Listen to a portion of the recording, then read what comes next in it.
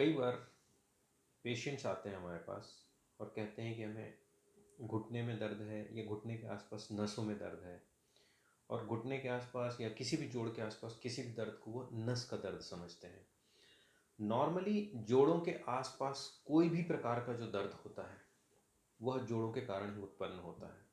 जो नसों का दर्द होता है, जिसे सो कॉल्ड हम न्यूरोलॉजिकल पेन कहते हैं, नर्व्स का पेन होता है, वह सामान्यतः ऊपर से नीचे तक एक करंट की तरह जाता है। वो किसी एक जगह पे स्थिर नहीं रहता और वह लंबा पेन होता है। घुटने में जब दर्द होता है तो वो उसे कोरिलेट करता है कि शायद वो घुटने का हो या फिर कूल्हे का, यह कोरिलेट नहीं कर पाता है। बट याद रहे कि घुटने में, कूल्हे में और बैक में, अर्थात स्पाइन का दर्द, हिप जॉइंट का पेन और नी जॉइंट का पेन, ये एक दूसरे से तीनों कोरिलेट होकर चलते हैं। कई बार पेशेंट को यह डिफरेंशिएट कर पाना बहुत मुश्किल हो जाता है कि यह दर्द घुटने का है, कूल्हे का है या बैक का है। तो घुटने में होने वाला दर्द यदि ऊपर से आ रहा है तो यह स्पाइन से भी हो सकता है। हिप जॉइंट में होने वाला दर्द भी घुटने तक जा सकता है। बैक या स्पाइन से होने वाला दर्द वो हिप जॉइंट तक भी आ सकता है। और इवन यदि घुटने में दर्द शुरू हुआ है तो वो ऊपर चढ़कर हिप जॉइंट और बैक में भी पेन कर सकता है। अर्थात ये तीनों कोर स्ट्रक्चर हैं बॉडी के, जिसमें से हिप जॉइंट, नी जॉइंट और स्पाइन, इन तीनों को कॉमनली असेस करना बहुत आवश्यक होता है। इसीलिए जब भी किसी एक जगह पे दर्द हो तो अपने स्पेशलिस्ट से ज़रूर इसे चेक कराएं और प्रॉपरली असेसमेंट हो जाए तो बेहतर है।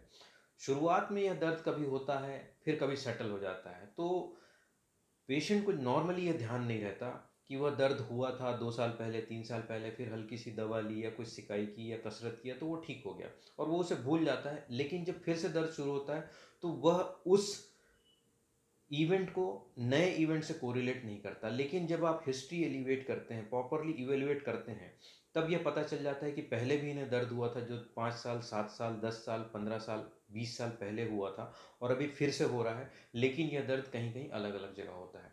तो एक बार जब दर्द शुरू हो गया और उसे हम किसी भी नॉर्मल ट्रीटमेंट से, पेन किलर से, सिकाई से या फिर एक्सरसाइज से हम उसे रिड्यूस कर लेते हैं और वो फिर से प्रोड्यूस होता है, तो यह उस प्राइमरी पेन का एक सीक्वल होता है। और इस सीक्वल के कारण फिर आपको रेगुलरली पेन होते हैं। और यदि इसे टाइमली, जो एडवांस मोड में जब इवेल्युएट किया जाता है, तो पता चलता है सडनली कि घुटना, कूल्हा या बैक में कुछ गंभीर समस्या हो गई है, और इसके लिए पेशेंट आश्चर्य में पड़ जाता है कि अरे, एकदम से डॉक्टर ने हमें इतनी गंभीर समस्या को कैसे बता दिया।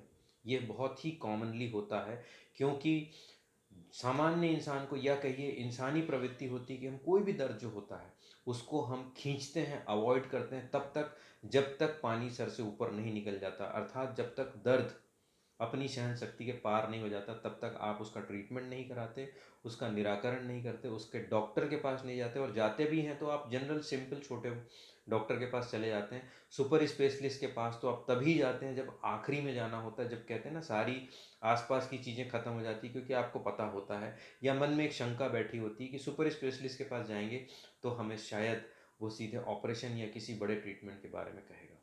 सो कभी भी दर्द जो होता है उसे आप प्रॉपरली इवेल्युएट करके यदि शुरुआत से उसको एड्रेस करना शुरू कर सकते हैं तो आगे आने वाली सीवियर आर्थराइटिस, गंभीर बीमारी या कहिए कि गंभीर विकृति से आप बच सकते हैं और बीमारी को पहले ही स्टेज में सेटल करके अपने आप को हेल्दी रख सकते हैं। धन्यवाद।